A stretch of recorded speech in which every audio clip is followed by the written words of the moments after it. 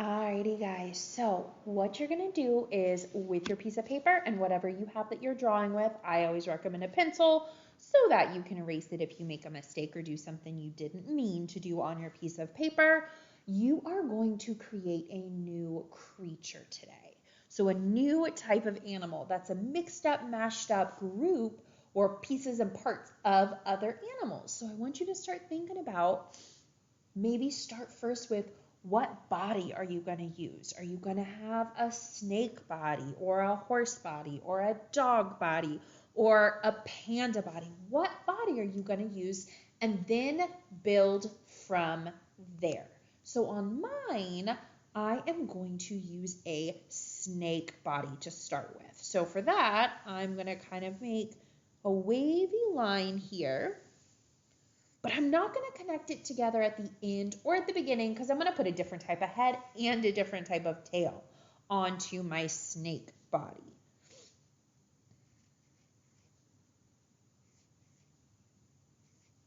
I'm just going through and I'm going to draw some scales on my body so it really looks like a snake. Because without the head and the tail, it might be a little hard to tell otherwise what this was. So details are always important to include because that really helps tell what your picture is supposed to look like.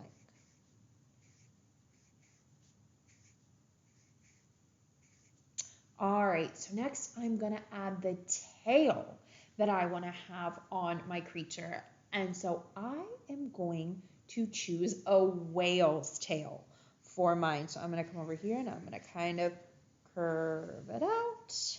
And I'm going to make mine a whale's tail. Kind of looks like a mermaid now, huh, doesn't it? So I have my tail kind of more of a fish tail almost than a whale's tail, but that's all right. I'm doing my best. So I'm going to add some little lines onto my whale's tail to give it a little detail to it. I have that there.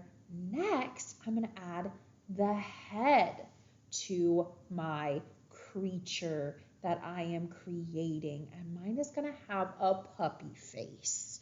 So remember, most heads of animals, a lot of them are circle shapes. So if you're not sure, you can always think, does the head of your animal look more like a circle, like an oval? And start with that. And then you can work from there. So I'm going to draw my puppy face on here. I'm going to add the ears first, and then I'll draw the rest of the puppy head. And it's going to be kind of turned like it's looking out at you.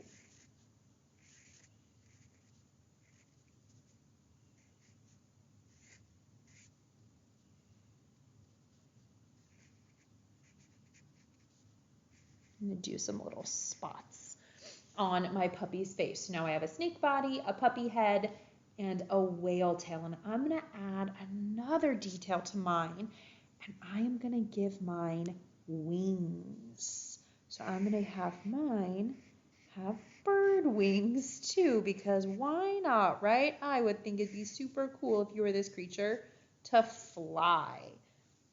So I'm going to give mine wings too. And remember, you guys can make it any way you want. I want you to just make sure you're using at least 2 to 3 different animal parts when you're putting yours all together. So now that I have all of my parts, if I wanted to, I could add even more. I'm going to color it all in. And then if you have extra time, you might give it a background after it's colored.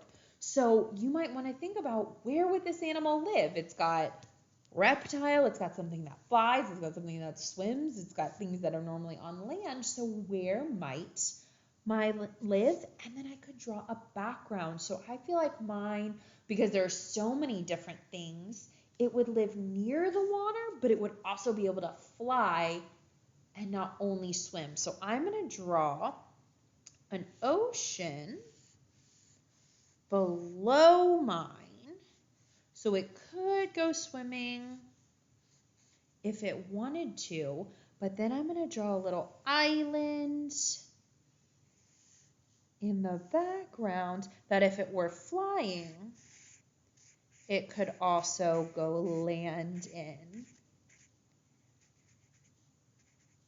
And that way, it's near land and water.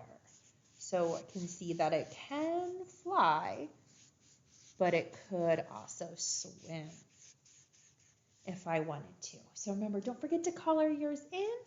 Have fun. I know this is so silly, but I think it is so much fun.